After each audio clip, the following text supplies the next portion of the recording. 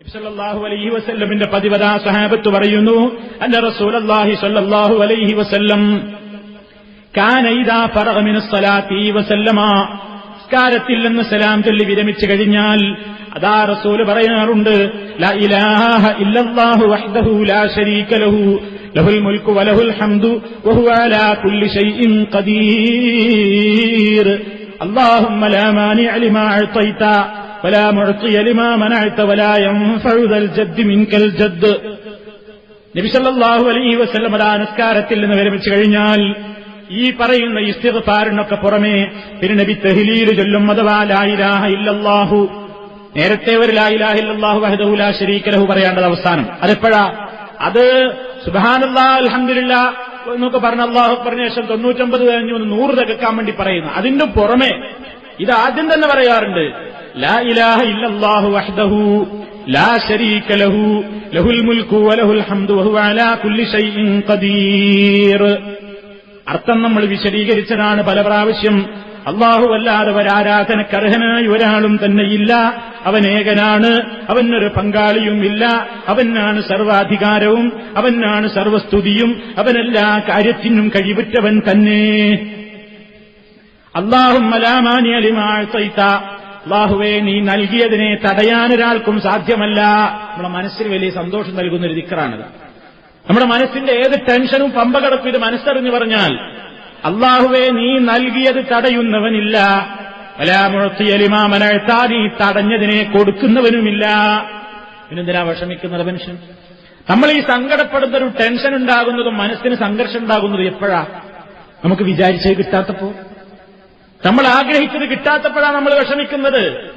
ഉടനെ മനസ്സിനെ പഠിപ്പിക്കണം, നീ എന്തിനാ മനസ്സെ വേദനിക്കുന്നത്, നീ എന്തിനാ സങ്കടപ്പെടുന്നത്, നീ എന്തിനാണ് സംഘർഷം അനുഭവിക്കുന്നത്? നഷ്ടപ്പെട്ടതിനെ കുറിച്ച് ഓർത്തിട്ടാണോ? എന്തിനാ നീ സങ്കടപ്പെടുന്നത്? അല്ലാഹുവിന്റെ ഖജനാവ് വിശാലമല്ലേ? പടച്ച തമ്പുരാൻ നിനക്കത് തരാൻ വിചാരിച്ചിട്ടില്ലെങ്കിൽ ആരാണോ നിനക്കത് കൊണ്ടുവന്ന് തരാൻ? പടച്ച തമ്പുരാൻ അത് തരാൻ വിചാരിച്ചിട്ടില്ലെങ്കിൽ അത് തരാൻ ഒരാൾ കൊണ്ടും കഴിയില്ല. അള്ള തരാൻ വിചാരിച്ചിട്ടുണ്ടെങ്കിലോ നീ ആരെയും ഭയപ്പെടേണ്ടതില്ല, ഒരു മഖ്ലൂക്കിനും അത് തടയാനും സാധ്യമല്ല. അതാണ് അല്ലാഹുവേ ലാ മാനിഅ ലിമാ അഅ്തൈത, നീ നൽകിയതിനെ തടയുന്നവനില്ല, വലാ മുഅ്തിയ ലിമാ മനഅത, നീ തടഞ്ഞതിനെ കൊടുക്കുന്നവനുമില്ല. അതാണ് മുസ്ലിമിന്റെ വിശ്വാസം, അതാണ് ഖളാഉ ഖദറിലുള്ള വിശ്വാസം. പടച്ചോൻ തടഞ്ഞത് തരാൻ ഒരാളെ കൊണ്ട് കഴിയൂല. ലോകം മുഴുവൻ നമുക്കെതിരായി, ഞാൻ എന്താ പേടിക്കാനുള്ളത്? അല്ലാഹുവിന്റെ റസൂല് പറഞ്ഞില്ലേ, ലോകത്തുള്ള സർവ്വ മനുഷ്യന്മാരും കൂടി നിനക്കൊരു നന്മ ചെയ്യാൻ വേണ്ടി തീരുമാനമെടുത്തു. ലോകത്തെല്ലാവരും കൂടി തീരുമാനിച്ചു നിനക്കൊന്ന് സഹായിക്കണം, നിനക്കൊരു നഫ്അ്, നിനക്കൊരു ഉപകാരം ചെയ്യണമെന്ന് എല്ലാവരും കൂടി തീരുമാനിച്ചു. പക്ഷേ അല്ലാഹ് അത് തീരുമാനിച്ചിട്ടില്ലെങ്കിലോ നിനക്കത് കിട്ടില്ല കേട്ടോ. ഇനി ലോകം മുഴുവൻ നിനക്കെതിരായി നിന്നെയൊന്ന് ഇരുത്തിക്കളയണമെന്ന് വിചാരിച്ചു, നിന്നെയൊന്ന് നശിപ്പിക്കണം എന്ന് വിചാരിച്ചു, നിന്നെയൊന്ന് പ്രയാസപ്പെടുത്തിക്കളയണം, നിന്നെയൊന്ന് കുടുക്കിക്കളയണമെന്ന് വിചാരിച്ചു. പക്ഷേ അല്ലാഹ് നിന്നെ കുടുക്കാൻ വിചാരിച്ചിട്ടില്ലെങ്കിലോ ഒരു മഖ്ലൂഖിനെ കൊണ്ടും നിന്നെ കുടുക്കാനോ കഷ്ടപ്പെടുത്താനോ സാധ്യവുമല്ല. അതാ ഈമാൻ. അതാണ് ഈ തവക്കുലുള്ള ആളുകൾക്ക് നല്ല മനധൈര്യാന്ന് പറയുന്നത്. അത് വെറുതെ ഉണ്ടാകുന്നതല്ല. പടച്ചോനെ നീ കൊടുക്കാൻ വിചാരിച്ച തടയാൻ ഒരാളെ കൊണ്ടും സാധ്യമല്ല. നീ തരാൻ വിചാരിച്ചോ അത് ഒരാൾക്കും തടയാൻ കഴിയൂല.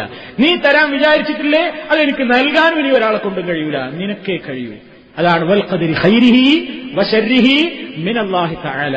ഖൈറും ശർറുമായ എല്ലാ തീരുമാനങ്ങളും അതൊക്കെ കണക്കാക്കുന്നവൻ അല്ലാഹയാണ്. അതാണ് നമ്മുടെ വിശ്വാസത്തിന്റെ 6ാമത്തെ ഭാഗം, ഈമാനിന്റെ. അതുപോലെ തന്നെ വലാ യൻഫഉ ദൽ ജദ്ദി മിൻകൽ ജദ്ദ്, വലാ യൻഫഉ ദൽ ജദ്ദി മിൻകൽ ജദ്ദ് എന്ന് പറഞ്ഞാൽ എന്താ? പടച്ചോനെ വലിയ കഴിവും പ്രതാപവും ശക്തിയൊക്കെ ഉള്ള ആൾക്കാർ ഒരുപാടുണ്ട് ലോകത്ത്. അവരുടെ ആ കഴിവും ശക്തിയും അധികാരവും പ്രതാപവും സമ്പത്തും ഒന്നും നിന്റെ അടുക്കൽ അവർക്കൊരു ഉപകാരവും ചെയ്യുന്നതല്ല. എന്ന് പറഞ്ഞാൽ എന്താ? നിന്റെ അടുക്കൽ ഉപകരിക്കുന്നത് പണം കൊണ്ടോ സ്വാധീനം കൊണ്ടോ അധികാരമുള്ളവനക്കൊന്നുമല്ല, അമലാണ് ചെയ്ത് നല്ല മനസ്സോടുകൂടി അള്ളാന്റെ അടുത്ത് എത്തിയവനെ അവിടെ രക്ഷിപ്പോ. വലിയ പണല്ല, കോടീശ്വരൻ, ലോകത്ത് മുഴുവൻ അടക്കി ഭരിച്ചിരുന്ന രാജാവാണെന്ന് വിചാരിക്കുക. പാവപ്പെട്ട ചെറ്റച്ചാളയിൽ ഒന്ന് തലയായിക്കാൻ പോലും നല്ലൊരു വിരിപ്പ് പോലുമില്ലാതെ കിടന്നൊരു പാവപ്പെട്ട മിസ്കീനായ മനുഷ്യനാണ് വിചാരിക്കുക. പരലോകത്തെത്തുമ്പോ ഈ മുതലാളിനെ പേടിക്കേണ്ടതുണ്ടോ? ഇല്ല. എന്താ കാരണം? ഈ ലോകത്ത് എന്ത് സൗകര്യങ്ങളും പ്രയാസങ്ങളും എല്ലാ രൂപത്തിലുള്ള സൗകര്യങ്ങളും ഒത്തിണങ്ങിയ മനുഷ്യനാണെങ്കിലും അതൊന്നും വലായൻഫഉ ഉപകരിക്കുന്നതല്ല, ഉപകാരം ചെയ്യുന്നതല്ല.